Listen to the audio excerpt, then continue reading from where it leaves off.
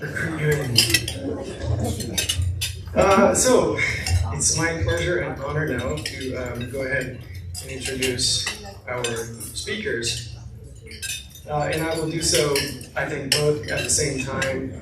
We have just one podium today, and we are 2 out of 3. So I think Phyllis Randall, Chair Randall, will be our first speaker. So we are delighted to be able to hear today from the chairs of Fairfax and Loudoun. To save time, I'm going to introduce them both together. Our first speaker is the Honorable Phyllis Randall. Phyllis was elected Chair-at-Large of the Loudoun County Board of Supervisors in November 2015, and re-elected recently again in 23, and once in between. Phyllis serves on the Board of Supervisors Finance and Government Operations and Economic Development Committee, and the Transportation and Land Use Committee. She represents the Board of Supervisors on the county's Affordable Dwelling Unit Advisory Board, Annexation Area Development Policy Committee, and the Community Policy and Management Team. Phyllis also represents Loudoun on various regional, state, and national bodies. Some of the bodies she serves on include the Chair of the Northern Virginia Transportation Authority, Chair of the NVTA Governance and Personnel Committee. She's a member of the Metropolitan Washington Council of Governments Board of Directors. She is also one of Loudoun's representatives to the Dulles Area Transportation Association, a group that's very close with CFD, and the Route 28 Transportation Improvement District. She and her husband have lived in Loudoun County since 1993 and are the proud parents of 2 adult sons. And Phyllis is a tireless public servant for Loudoun, so thank you, Chair Randall. And now I want to introduce the Honorable Jeff McKay. Jeff is a lifelong Fairfax County resident and has more than 20 years of experience serving the residents of Fairfax County. First serving for 12 years as then Supervisor Dana Coughlin's Chief of Staff before running and winning the election as Franconia District Supervisor in November 2007. He was elected Chairman in 2019. At the board level, Jeff serves as the Chair of the Budget Committee. He also serves as the Chair of Dulles Corridor Advisory Committee and serves on both the Northern Virginia Transportation Authority and the Metropolitan Washington Council of Governments. Jeff lives in the Franconia District with his wife and 2 children and their latest retired racing greyhound. Scott, thank you for those notes. Chair Randall,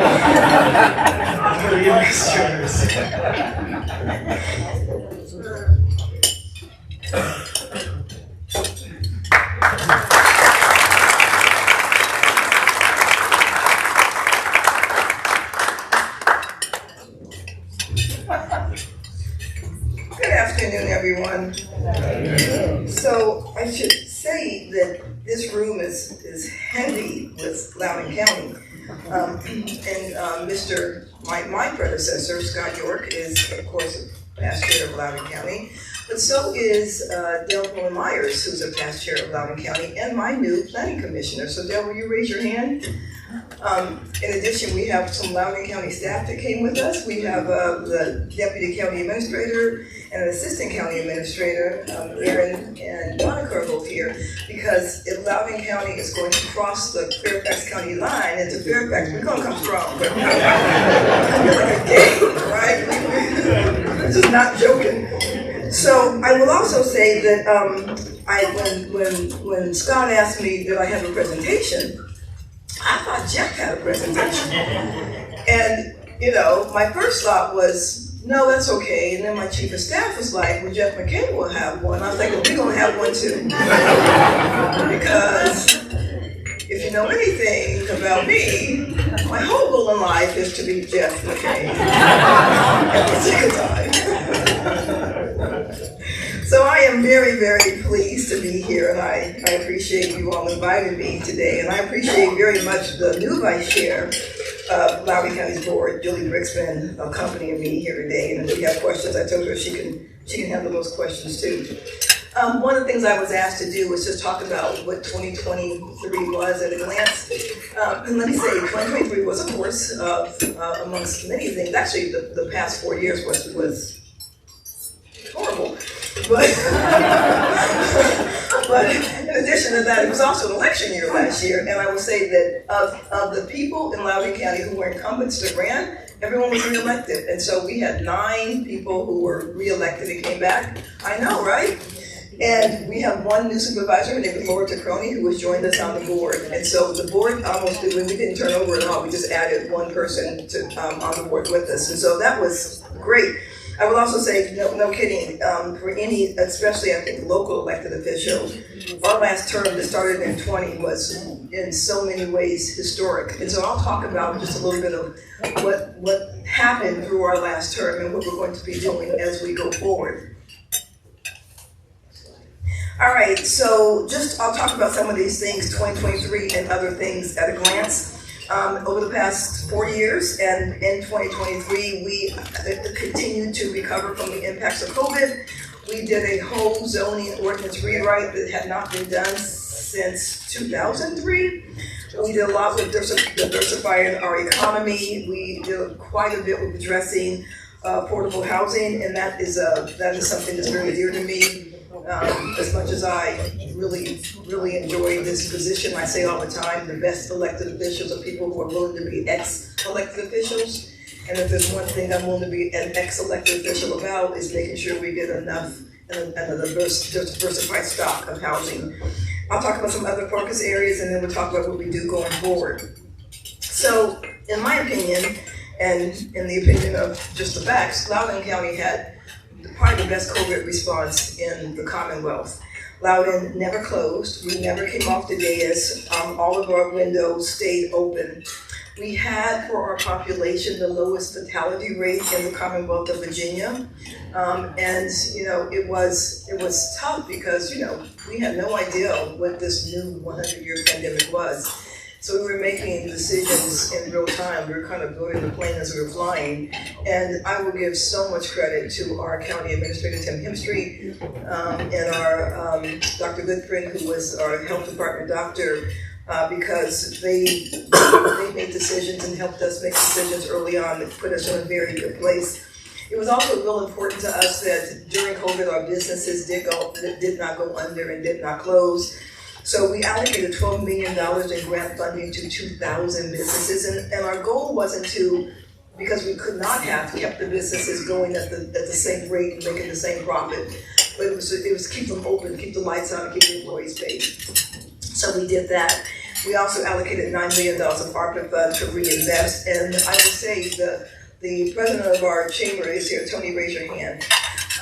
We partnered with Loudoun Chamber and Visit Loudoun to get out resources to really prepare Loudoun to continue in the business efforts even through COVID. I never ever want to minimize the fact that you lose people in COVID. We lost so many souls as a nation. We lost 1.3 million people. So that's you never want to forget that. But as a county, Loudoun did very, very, as well as can be expected when you're dealing with a new pandemic that you know nothing about in COVID. And our numbers, according to the Virginia Health Department, were our fatality rates were the lowest in the Commonwealth for population. The other big thing we did this past term was a zoning ordinance, which, if you're a local elected official, about 80% of what you do is zoning and land use. We are the best looking nerds in the country, elected officials, is what you have to be if you are going to do a lot of zoning and land use. Loudoun had not done our zoning ordinance in full since 2003, and that's because we hadn't done a comprehensive plan update in like 16 years. So my first term we did a comprehensive plan update, and this term we did the zoning update, and it was quite the involved process. We had multiple public hearings and public meetings. We had over 1,000 comments from individuals, and many of those individuals represented groups themselves. And so we had really thousands of comments in all. The Planning Commission held 25 work sessions and had 75 speakers. Now, if you know anything about Loudoun County, you know that it's kind of an interesting county in that we have a new urban policy area. We have a suburban policy area, we have a transition policy area, and we have a rural policy area. So we have 4 distinct areas of Loudoun County, and it's hard to do a zoning ordinance with all these things. So we made the decision early on that the rural policy area, we're going to save that area and do a zoning this term that we're in right now, because we just could not have got it all done. So most of our zoning ordinance was for what you would consider Eastern Loudoun County. The board received the zoning, the ZOR in late July, and then we got to work on it. And I will say it was a lot of work. We decided to bring in different groups, different policy groups to talk to us. And I don't even know, Tony, how many meetings that we have with the chamber. We got meeting after meeting after meeting after meeting with about everything from, you know, what should be grandfathered in to attainable housing to what does this road look like. And with the head of our TLIP, Transition Land Use Committee, Mike Turner, we through a lot of work on the board, a lot of work with the community, but especially our staff. Our staff is just amazing. We were able to get the zoning ordinance done, and we adopted it on November 9th. We will this year coming, well, I'll talk about what we have coming in a little bit. Loudoun's economy did very, very well. And again, you know, elected officials, we get to, you know, cut the ribbons and do the groundbreakings and take the pictures, but really it is the staff that does so much of the work, and they just make us look good. Loudoun has an unemployment rate that's one of the lowest in the country with 2.7% unemployment. Our commercial vacancy rate is also very low. Our flex industrial vacancy rate is too low. We actually are trying to put more flex products in the out because we are turning away companies and businesses that want to come here because we don't have enough flex industrial product. Dulles Airport is very important to Loudoun County. Obviously, it's one of our main drivers as far as the economy. And it's where a lot of our people work at Dulles Airport. So making sure Dulles Airport, even through COVID, and talking to them very often was important, but making sure Dulles Airport is doing well is also very important. Our total passengers last year who went through Dulles were 2.3 million. The year before that was 2.5. And it was interesting that ticked just slightly down in 23 and was slightly up in 22. I was talking to Beth Erickson and Buddy Reiser, and they believe that a lot of people who just did not travel during COVID at all because they were just stuck. People who love their children still get to get away from their children. Little Sally and Johnny are fantastic, but 14 hours a day is a whole lot different, right? So a lot of people did a lot of traveling in 22, and that travel fell off of quite a bit in 23. But we also know when we look at the numbers is that business travel is coming back strong, and that's also very important. Our hotel revenue in Loudoun County ticked up, and Beth Erickson from Visit Loudoun does a wonderful job with that, to $18 million. Now, the main driver of our economy continues to be data centers in Loudoun County. That is the main driver of our commercial tax base. We had about $835 million in tax revenue in 2023. So data centers are, in very real ways, a double-edged sword. They are great for our tax rate, and they do a lot for the community and just in general. They give back a lot. But it also drives the price of land up significantly, so it's very hard to diversify your economy. When you have data centers that will come in and buy land at $4 million a square mile, it's almost impossible to diversify your economy. And we are working a lot on having them just how they look. Like when they kind of first came on board, there's these large concrete buildings, and we are asking for a lot more design standards. And so the data center community in Loudoun County is diversifying and changing. We have the largest data center market in the world in Loudoun County. Right around 65 to 70% of the world's internet traffic travels through Loudoun. We have 175 data centers. And so we would like to diversify that economy a little bit while still being very appreciative of the data centers that we have already. Would you say that's true, Ms. Brixman? Housing and community development. So I made a commitment when I came on that we would figure out housing in Loudoun County. And I will say that Loudoun County is the best county in the country. That's just it. We just are. I'm sorry, Jeff, but we are. However, There are times that even the best county in the country may deal with some NIMBYism here and there. People who do not want anyone else to move in, and they want to be the last person to move to the best county in the country. And so there was a lot of discussion we had to have around what housing was needed. Because you hear this a lot in my county. You hear, I don't want any more homes, I don't want any more homes, I don't want any more homes. But I want my son, when he finishes college, to come back and live in Loudoun County. And I'm like, well, you can't have both those things. Or you hear, I want my mother-in-law to come live with us in accessory dwelling. And I say, that's great, as long as my mother-in-law does not come and live with me anywhere.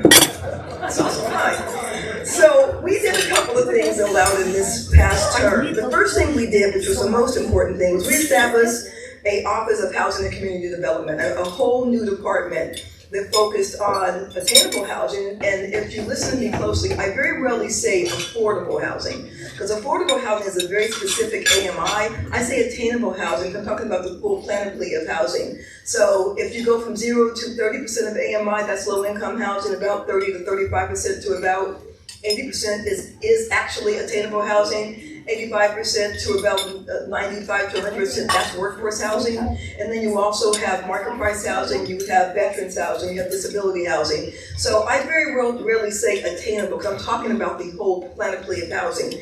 And we didn't have that very many housing types in Loudoun.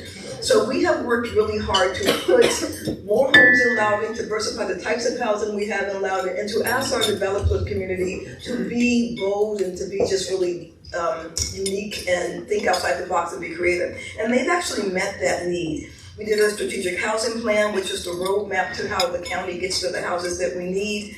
And for the first time, Loudoun identified a couple of sources of revenue. First, we put 0.5 cents on the tax dollar. And that's because we cannot ask everybody else to kind of be all in this effort if we were not going to be all in this effort. So we put money on the tax dollar just to get it into our attainable housing goals. We also put down a sin tax, and this sin tax happens to be on cigarettes. So I am by profession a substance abuse counselor. I would put a sin tax on cigarettes in a heartbeat. I'll double or triple that thing. I could care less. Yeah. Because really, I don't want you to smoke, and we're getting tax revenue, so I don't care what. But in doing that, we were able to leverage $32 million in loans from our housing trust fund. Now, I'm going to tell you what a big deal that was. So we leveraged $32 million in loans from our housing trust fund in 4 years. Before 2015, in all of Loudoun's history, they had only done $20 million in their housing trust fund. So we did in $35 million in 4 years, and from 1757 to 2015, they had only done $20 million. So when I say we've been all in on the effort for attainable and affordable housing, I'm not joking about that. And we captured $290 million from 10 different sources. We have built 858 attainable units from the 30 to 60% of the AMI. Now, I will say the one thing that we have not done well yet, but we will, is we've done a lot of attainable homes that are for rent, and we haven't done enough homes for purchase. Attainable housing is how you build generational wealth. It's something to pass on to your children. So we're working really hard to do attainable homes for purchase. All right, going forward in Loudoun County, we're working on quite a few things. One, we're still working on our DEI profile. This is the first time in the past 4 years, we actually hired a DEI officer. It was really very important. Loudoun retained our AAA credit rating. We were, of course, all of us, we joined when the Metro Silver Line was opened in Loudoun County. Most people in this room were there that day, and then took the Metro. We've had investments in Metros and the challenges, and when we get to the question and answer period, please ask me about Metro. I will say that, I have been carrying this banner like loudly and strongly since I've been in office to say that we need dedicated sources of revenue in Metro, and that dedicated source of revenue should not come out of the Northern Virginia Taxation Authority, because you don't tax one authority in Northern Virginia to make money for Metro. Those should come from two other sources, and those two other sources should be Virginia, the Virginia General Assembly, and the federal government. In my opinion, if Northern Virginia is the economic engine for all of Virginia, and Metro is important to Northern Virginia, ergo Metro is important to all of Virginia. And so we've made that case, and there are now, I think, 3 bills sitting in the General Assembly that would total about $65 million of dedicated revenue source to Metro for the first time ever. So that is fantastic. We also have the Council of Governments who have decided that they are finally and thankfully going to start pushing our federal delegation very hard to have the dedicated source of federal money. Metro moves a federal government workforce. If Metro goes down, it's not like if a train system goes down anywhere else, because when Metro goes down, you're not getting Social Security checks out to anyone in the country. And so money from Metro, from the federal government is really, really important. I can talk about that all day, but I won't. We've done a lot to improve our connectivity, especially with some broken links and trails. And we want to continue and are continuing to work really hard on our regional, state, national bodies. I am, as they said, the chair of MBTA. MBTA has done great work this year. They have they've adopted 6 funding programs that have totaled over $30 billion in Northern Virginia, and a lot of that money has gone toward Metro itself and other multimodal options. In fact, $258 million has gone from MBTA just to Metro alone. And if you look at MBTA's annual report, over half of the money has gone, over half of MBTA funds have gone to multimodal projects that are not road projects. And so we're doing a lot in MBTA. Going forward, Loudoun will continue to study our public transportation needs and solutions. We need to have, and I believe in the entire Northern Virginia area, a connected, robust bus system. I have never understood how we live in an area that is disconnected and do not have a bus system that connects the whole area. But that's something we'll be talking about. We will keep talking about expanding and diversifying Loudoun's economy.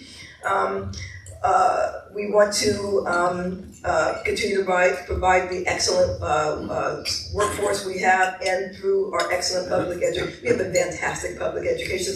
Actually, we have Northern Virginia has world-class public education systems. And I don't care how much noise you hear out there, when you have a school system with a 96.4 on-time graduation rate like Loudoun County has, it's a good school system. In fact, it's a great school system. That actually is our on-time graduation rate.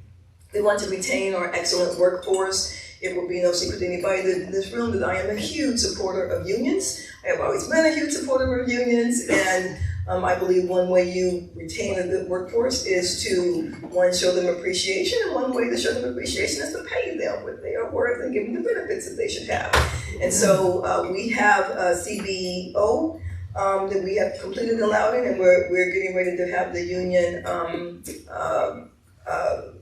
elections. And so that will be going forward. We want to make sure that the county administrator in the office has the flexibility they need to handle unforeseen things that might come along. Again, I will say that I believe if you, with all due respect to everybody else's county administrator, Tim Hemstreet is just the bomb. It's hard to get better than Tim. I'm sorry, I think you're wonderful. It's hard to get better than Tim Hemstreet, just is. And so if you have a Tim Hemstreet or any of the amazing county administrators we have in this area, you want to give them flexibility to do what they need to do. And so we do that. And then finally, we're going to have the data center CPAM where we talk about where do they belong and what does the power look like, and we have enough power that's going to go through them, what's the environmental impacts, and what kind of revenue will they provide, and all those types of things. And then the rural policy zone that discusses what we're going to have in the West and how we can best continue to support our rural economy. So I know we're going to have time for questions and answers right after. And am I introducing Jeff? Because I can do a good job introducing Jeff.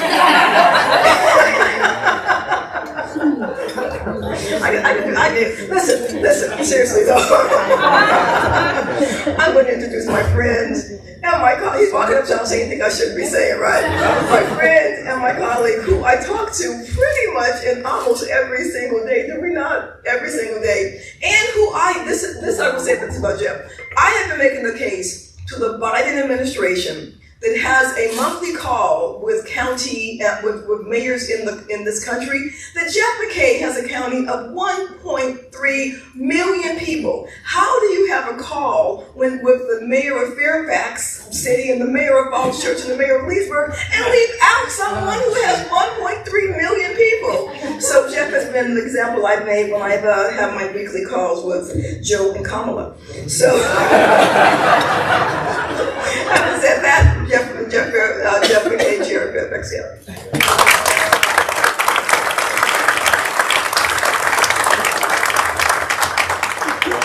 Thank you very much, Phyllis. I hope you can see how much fun Phyllis and I have doing this job, because not all the time is it fun. And I want to thank her for falsely thinking that the longer she spoke, the less time I would have for her.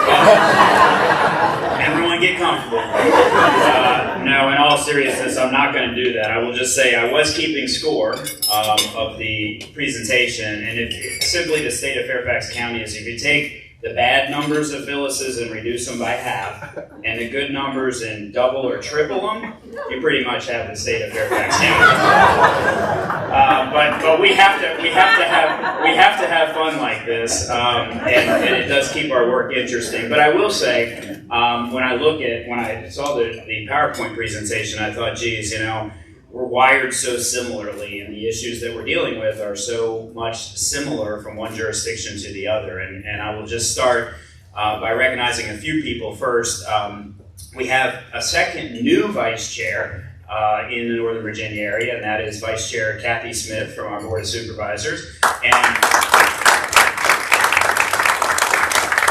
I also want to welcome Jimmy Bierman, our new Dranesville District Supervisor.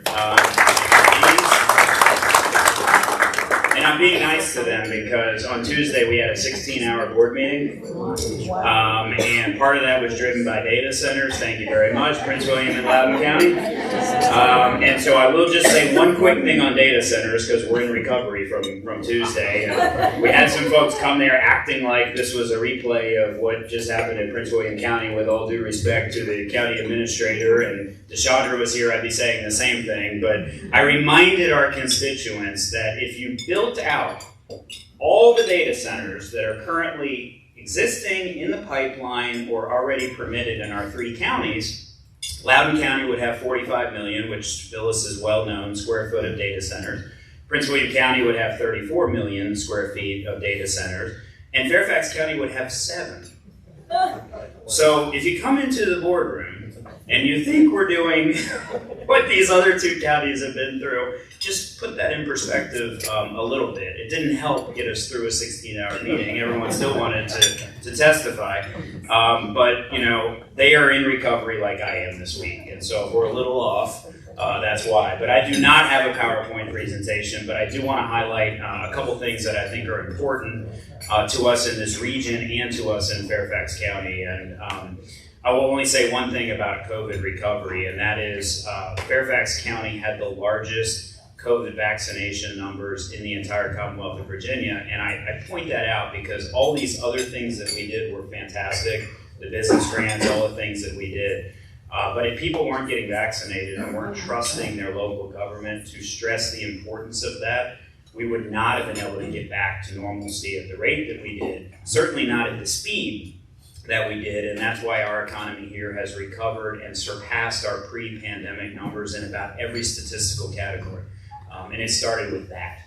And probably the most powerful moment of our entire COVID response came when Governor Northam called me up and asked me, how are you guys doing your equity clinics? How are you getting vaccinations out to communities that don't have access? And how can we model that at the state level? And so to me, our vaccination numbers were high, but most importantly, they were high in every single zip code in Fairfax County because we knew that we couldn't leave anyone behind. And I think at the moment we should all reflect on the fact that many of the people who needed the vaccinations the most were the people who were still going to work every day physically, serving us and serving our economy and getting me through that. And so it was really important that we focused on that. A few things I want us to think about. The General Assembly is in session right now. And as one of my former colleagues used to famously say, When the General Assembly is in session, no one is safe. So we're feeling that way right now. But I do want to focus on just one thing in Richmond that I think is really, really important. And it's important to us as a civic community, it's important to us as a business community, it's important to us as people who have semblance of moral conviction. And that is that the JLARC is an organization that does state analysis. It's basically a think tank that the state has to, nonpartisan, evaluate programs and policies and things in Virginia. And for years, we in Northern Virginia have been asking JLARC to review education funding. And their report came out this year. You might have heard about this, but they did a report on public education funding in Virginia. And there were some pretty alarming things in that should have everybody in this room embarrassed enough to leave here and literally call your state delegate and senator today and tell them why this is important. What the JLARC study showed us was that Virginia is underfunding public education students on average by $1,900 per pupil, which is an astounding number, but it's not nearly as astounding as the next statistic, which is we are trailing in public education funding all of our border states, including Kentucky and West Virginia. Let that sink in for a moment.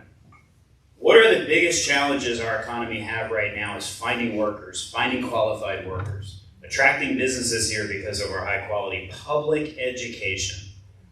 And in Richmond, we're racing to the bottom on certain things to try to be competitive with our surrounding states. And we're already at the bottom in public education.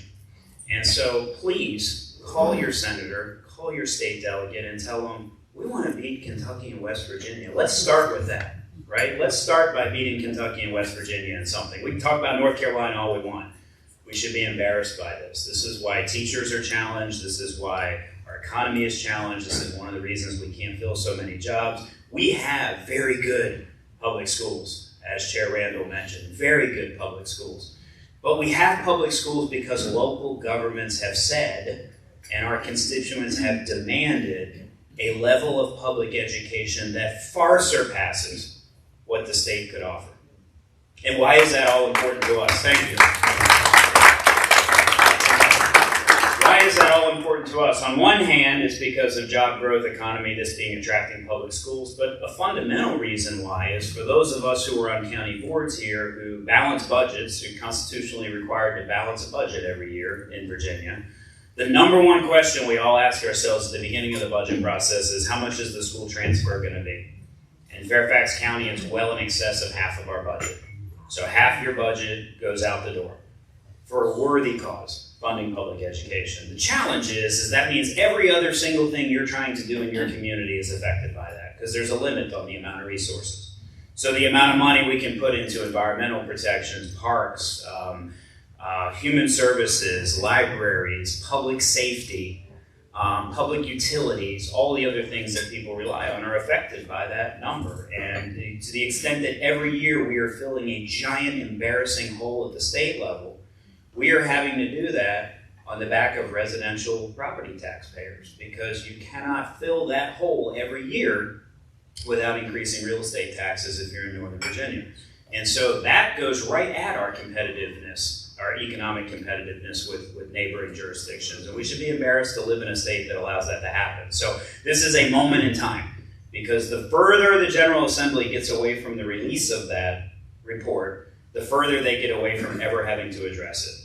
And our kids will be the ones who suffer, and the businesses that need those kids will be the ones who suffer. And so this is, to me, all the noise about all the things happening in Richmond. I mean, I love that we have bills where we're debating the state bee, wasp, the state flower, or whatever these ridiculous bills that fill up the docket. Fix the public education funding down there. And pay attention to the things that matter to people. And so I will get off my soapbox on that at this moment, but there's a lot of attention going into things, and this is the thing that fundamentally will change potentially the economy of Northern Virginia in the long term. The next thing I want to talk about is what Phil has talked about, which is affordable housing. And regardless of what we call it, our board set a goal of 5,000 affordable housing units by 2034 some years ago. We are already virtually at that number. We have over 4,000 units that have been approved in the pipeline or have been occupied in the last 4 years, the last 4-year term of the Board of Supervisors.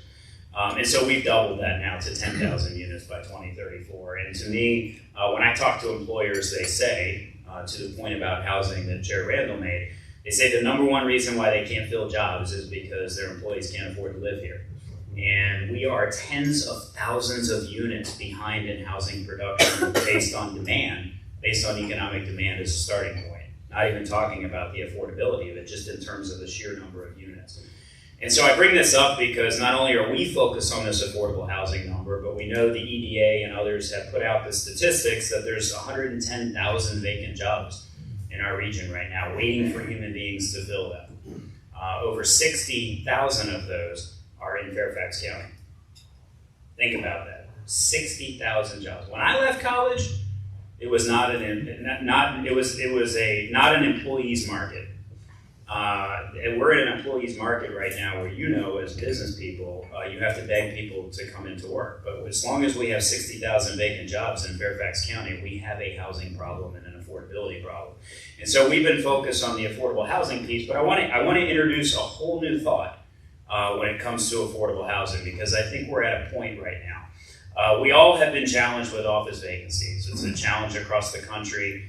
Fairfax County has the lowest office vacancy rate of any comparable sized jurisdiction in the United States. So sure, we have challenges, but this is a nationwide challenge in which we are exceeding all expectations here. But what was recently shared with me is if we demolished every one of the 1970s, 80s, and early 1990s style office buildings that are in suburban office parks that people don't want to work in right now, many of those buildings sitting vacant, if they all were demolished, we would have a vacancy rate in Fairfax County in the single digit. And our vacancy rate is driven by dinosaurs that are out there that, let's face it, we know are not going to be refilled. I mean, why would you go have your workers in a suburban office market when you could have them along the robust Silver Line, as an example? You want to encourage people to come back to work, you have to have your building in the right place. For them. The most incentive they have to come back to work is where can we go to have lunch? Where is happy hour? How can I go out and walk around during the day? What are the amenities that the office offer? Do I have to sit in traffic all day to get there because there's no transit connectivity? I mean, those are the things that are on the minds of people when they're trying to get their employees to come back to work. And so I want to introduce this whole new concept because Fairfax County was largely built under this notion that we will put a lot of cul-de-sacs in, a lot of single-family houses. They will be occupied by 2 or 3 or 4 kids because our school system is awesome, and residential people will cost the county an arm and a leg in services because of that education. And we will balance that by trying to get as much commercial office space, retail, commercial uses in the county as we can to try to balance that on our budget because people cost us a lot of money. Well, what is happening in Fairfax County now is most of the residential development is happening in high-rise, mid-rise properties along the Silver Line, in mixed-use corridors of the county, in smaller units, in more urban-style developments. And guess what? They're being occupied by something different. They're being occupied in a lot of cases with people who have lived in the county for a whole long time and don't want to mow their grass anymore, don't want to live on a cul-de-sac anymore. They're moving into these units. Young people are moving into them, in some cases with roommates, and they're contributing to this 60,000 job hole that we have. And it's a whole different dynamic now. And so when we're thinking about vacant office space, the old thought of if you convert that to residential, that's bad for the county's bottom line, I'm telling you, is going to change because these units are expensive. Some of them are zoned commercial still, and they are going to generate a terrific amount of revenue coming into the county. What we can't have is vacant offices sitting out there that we know are never going to be occupied again. The other thing is if we reuse some of these buildings for residential uses to address our housing crisis, we can actually revitalize the areas around them as well. Because the worst thing a vacant office building can do is sit there and drive down all the property values in the area around them. And so we're going to be focused like a laser on what to do about this office challenge that we have over the next couple of years. But I do think there's a shift in the entire way in which we've thought about our economy here that's happening before our very eyes. And the idea that people are just going to go back to work, I don't think anyone in this room agrees that that's ever going to happen the way it did. My wife is a federal worker. She hasn't been to the office since the pandemic hit. I did not tell her I signed a letter to the Biden administration telling federal workers to come back, or I wouldn't have been allowed back in the house. I said Phyllis drove that train. But the reality is there's not a snap the finger, everybody's going to come back to work. So we have to think about this differently, and we have to think about how we develop and build complete communities, because people do want those. They want to live where they work. They don't want to sit in their car all day anymore. They want transit options. They want better environmental communities. They want socialization. Like they used to have at the office, they want all of that at home now in a lot of cases. So we have to rethink that. Two last things I want to mention. One is public safety. Phyllis mentioned some of the nonsense around public education that you hear out there that's used for political grandstanding. I will say, sadly, the same thing is happening to public safety in our area. There are significant public safety challenges in some areas of our region. But Fairfax County is the safest jurisdiction of its size in the United States of America. Let that sink in for a moment. Safest jurisdiction of our size in the United States of America. That's not Jeff McKay saying that, that's the Major City Chiefs Association saying that. This is the police professionals telling you there is no safer place to live than Fairfax County. So you can, in fact, reform the way in which you deal with law enforcement and make sure that people who have mental health challenges are not sitting in jail when I have 60,000 plus vacant jobs sitting there, but instead are getting rehabilitation services so that they can get back to the workforce. That does not undermine public safety. That's called thinking about law enforcement, incarceration, and people differently. And so you can have both, and we are absolutely a shining example of that in Fairfax County. I will mention budget just for a moment, because I'm the budget chair in the county, and I think what you're going to be hearing from a lot of jurisdictions around the region is some of the same strains that we've had before, is that we are excelling statistically in almost every imaginable area, whether it's unemployment rate, whether it's growth of offices, whether it's growth of retail. Some of the things that we thought would never go on the positive, some of those are flipping and turning on the positive after some years during COVID where they were at negative or neutral. But by saying that, I will also tell you our costs are going up significantly. When you have the kind of vacancy rate that we had, you know what you have to do to pay employees. And so the biggest drivers of our county budget is the school transfer, which is why I started talking about JLARC. The second thing is employee compensation, and we have the best workforce, in my mind, in the country working on behalf of the people in Fairfax County. If you want to attract them, retain them, and have the level of services that we have, you have to protect and pay them. And so our challenges going into the next year are going to be personnel, school transfer, and then what are all the other things that we have to do as a county to maintain our reputation as a shining star of how counties get run, not just in Virginia, but in our country. Phyllis mentioned our bond ratings. You know, when you're one of a handful of counties in the country that have the bond ratings that we have, you have to be uber protective of that at all times and balance your budget. And so when we look at the challenges ahead, those are our two big expense categories, and they're not indifferent than most other jurisdictions in Virginia. The real question is, how do you as a community feel about those? And there are parts of Virginia who get rewarded for underfunding services and infrastructure. They get rewarded by getting income tax revenue coming out of Virginia, transferring into their pockets to help pay for their schools and infrastructure. And I think it's time in Virginia we start to look at that. Quit giving excuses to other parts of the state for not having these hard conversations, sucking revenue out of Northern Virginia to pay for their services, and let's start addressing the public education underfunding issue that I mentioned before. That will be the driver of our economy moving forward. And so the last thing I feel like I have to mention, Phyllis mentioned Metro. You know, I do hope maybe there won't need to be a question about this because I think we both talked about it, but I will tell you that fixing the Metro problem is not optional. But I will say it has to be part of a package because there are things at Metro that are broken and they need to be fixed. If we are going to send a check to Metro, Metro's got to clean up their act. And I will say they've done some major things to do that. They're on the right trajectory. But if you think Metro doesn't affect you, think about this. If everyone who rides Metro was on our roads, they'd be the car in front of you, a lot of them. And statistics have shown we'd be talking about an extra lane on the entire Capital Beltway as a starting point just to accommodate metro ridership. So we have to get the metro ridership back up. We know what the property valuations are along metro lines compared to if they're not. It's a dramatic economic driver for our region. It's essential to the economy. It's essential to the environment. And we have to fix this together and do it with a package of improvements at Metro so that we all have the confidence that if we're going to put more money into this system is going to be better run. But it is an absolute imperative. And so please help us on the public education funding piece with Richmond. Please help us on the Metro piece, because those two things are absolutely essential to be addressed in the next couple of years as we move forward. And so with that, I will conclude my remarks. Look forward to the questions, and thank you all.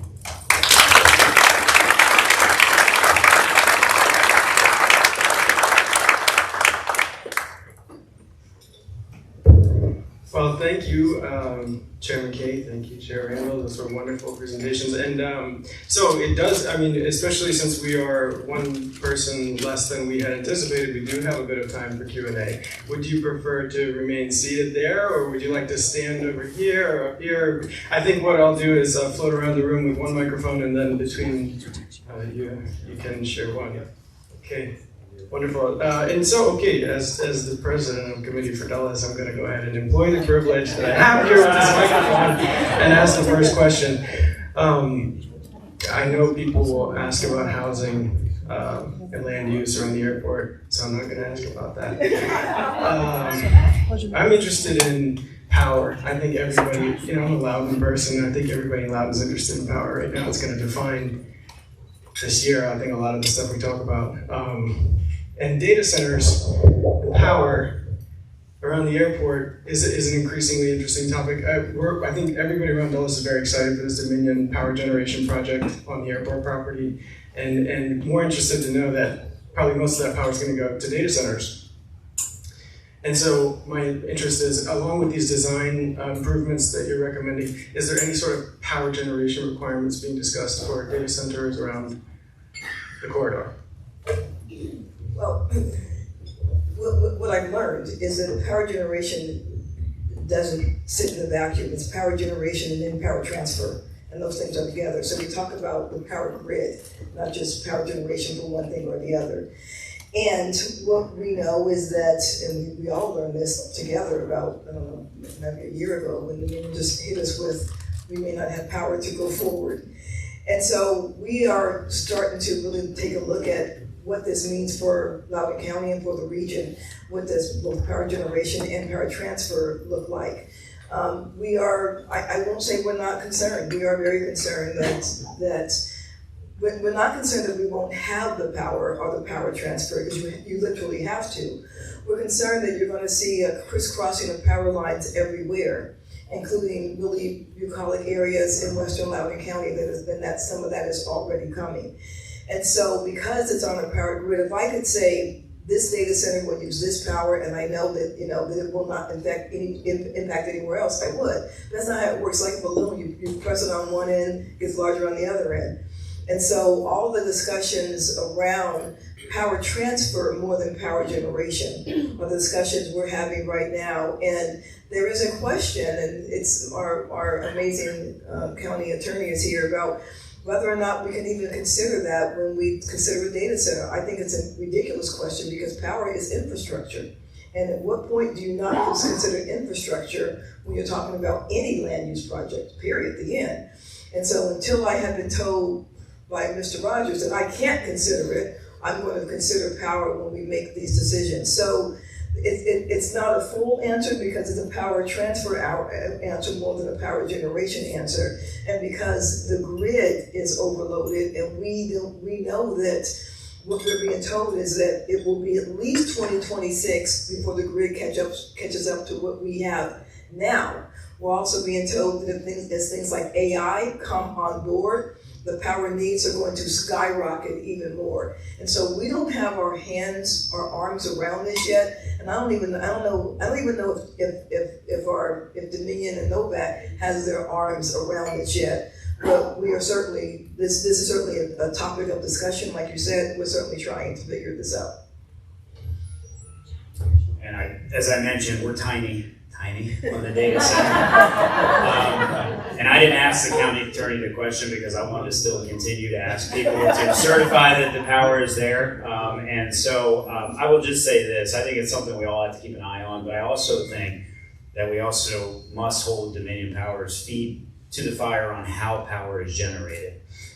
Because I don't think some of the answers that we've gotten, and this came up in our public hearing Tuesday night, are necessarily entirely true. You know, technology changes a lot, green energy is changing a lot, so Phyllis is absolutely right in terms of where the lines run and being aware of that, but we also have to be aware of how that power is being generated, and we can do it in a greener, better way.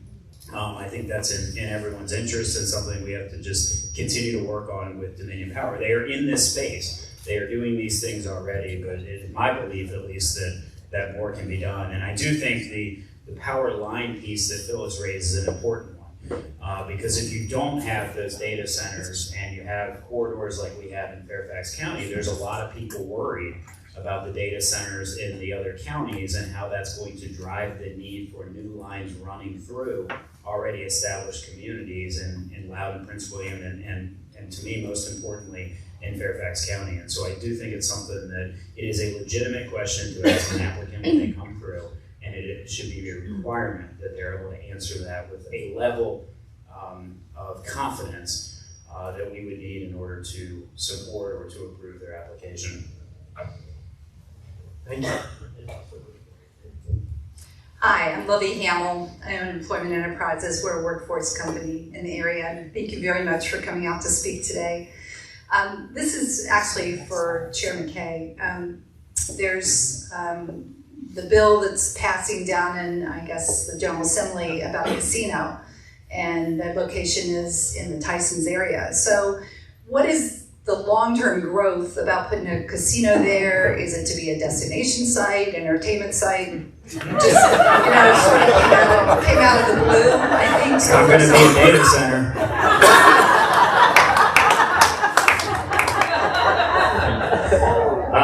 This is my little version of a data center right now. Let me just say this. As you mentioned, it was not envisioned in the original Tyson plan when it was written. I think, from my standpoint, this is in two different buckets. One is the process, one is the casino. And I think from a process standpoint, Fairfax County needs to be more involved in these conversations, because to answer a question like yours about projections and things like that, we just don't know. I will say that Tysons is always designed to be a destination place, and it needs more interesting things there for people to come to. Whether it's this or not, I think it's too early to tell, but I do know that the bill contains some important things. One is local land use protection. So our Board of Supervisors would get an opportunity to vote on the land use component of this. One is voter referendum requirement. If the voters of Fairfax County don't support a casino doesn't get considered. And I think before the voters would be asked to go to the polls and answer that question, they're going to have a lot of questions that need to be answered, like infrastructure impacts, like what is the financial arrangement for the county. The way right now the law is in Virginia in terms of financial distribution is wholly insufficient for me to support this at this stage. Will they change that or not? I don't know. But remember, casinos where they have been built in Virginia heretofore have been built in areas that desperately need them, that have no economy. Bristol had a piece of property that had almost no value that they brought to the table. So when the state negotiated a funding package for that, the state kept 3/4 of the revenue and Bristol got 1/4, roughly. That's not a good deal for my taxpayers. No way would I support a casino that sends 3/4 of the money to Richmond and sends 1/4 back to me to deal with the challenges associated with that. And so the state's got to get out of this one-size-fits-all mentality. We have in Tysons a very valuable piece of real estate along the Silver Line. That's very different than Bristol. And that's worth to the taxpayers of Fairfax County a whole lot more money than 1/4 of the revenue and send 3/4 of it to the state and never see it again. And so those are the kind of things here that have to be ironed out. Our board has not taken an official position on this yet. Our legislative committee meets tomorrow afternoon. I know this will be on the agenda. But there's good and bad in here. The good stuff in the bill is protecting local authority, requiring a referendum. Some of the bad stuff is we don't have answers to a lot of the questions about infrastructure, land use. And certainly the most bad thing for me is the financial arrangement as was envisioned to be a statewide standard when these other casinos got built without regard to the community that they're in. And at the end of the day, I'm not a person that appreciates or likes policy by referendum, because that's why we get elected. But in this particular case, because of this use, and it's so new and so dynamic, and everyone has such a strong opinion about it, absolutely it shouldn't be considered unless a referendum is approved.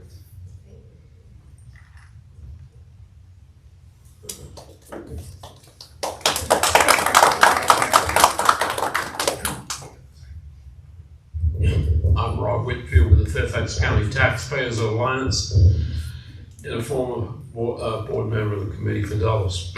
And I've been involved in looking at budgets for about a decade.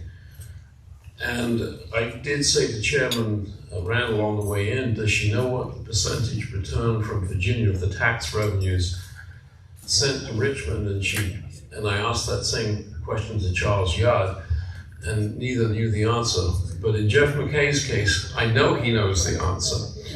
So the question is, what are we going to do? And I don't speak for Fairfax or Loudoun, but what are we going to do to make Richmond and the legislators understand better that we need a better return of our tax revenue, so that, especially with the office market vacancy rate causing property values to decline? So the first thing, Rob, is what I said earlier. I hope on your way out of here you call your senators and delegates and tell them to fix the public education funding hole that exists in Fairfax County and in Virginia, because that is the driver of the number. So the number that Rob is talking about, and it varies depending on what you want to calculate in. But the bottom line in Fairfax County is for every dollar you pay in income taxes, we get back somewhere between 13 and 20 cents on that dollar coming back into Fairfax County, depending on how you calculate that. 20 cents is if you calculate every single student in a public university that lives in Fairfax County but is in a public university somewhere else in Virginia. So I'll be very liberal and say, okay, I'm okay including that. Does 20 cents sound good? No. It's terrible. Yes. And so that's the outer number. And so this is what I was saying earlier about rewarding bad behavior in other parts of the state. You know, if you want to underfund all of your services and then complain that you don't have jobs, at some point you've got to look in the mirror. We have built an economy in Northern Virginia because local governments believe in infrastructure, investment, and high-performing schools. And it's gotten to a point now where the state, they can't even keep up with their own standards of quality. Their own rules they're not funding. And so it starts with public education, Rob, because over 50% of our budget is there. And that is the driver of that number up to 20 cent number. And so it has to start there. If you care about this issue, you have to call your legislators and tell them to fix the public education funding hole in Virginia if you really care about the issue that you just raised. You have to start there. I also want to just maybe insert a little political reality into this discussion. If the Northern Virginia delegation could bring back a higher percentage of money to Northern Virginia, they would have been doing it all along. The fact is that there are just more people who are in the state senate and state house south of Richmond, and they're going to outvote you every time. They just are.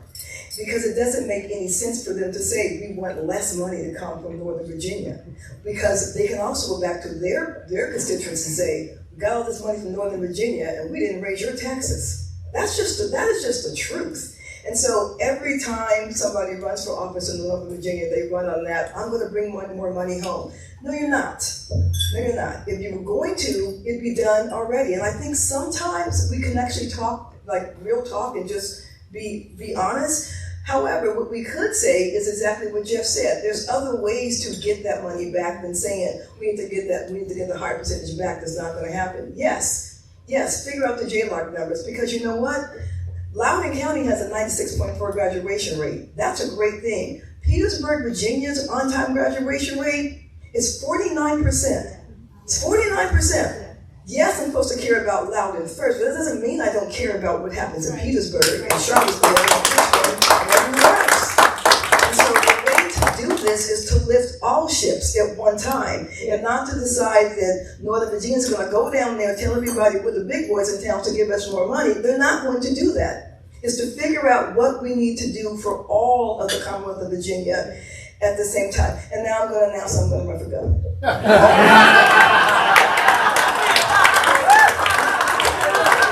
That be the news from today. Folks, I think we have reached just about the end of our program. Thank you very much. Thank you, Chair Randall. Thank you, Chair McKay, for spending your time with us. And we are going to do a little bit of raffle before we get out of here. If you have anything else to say.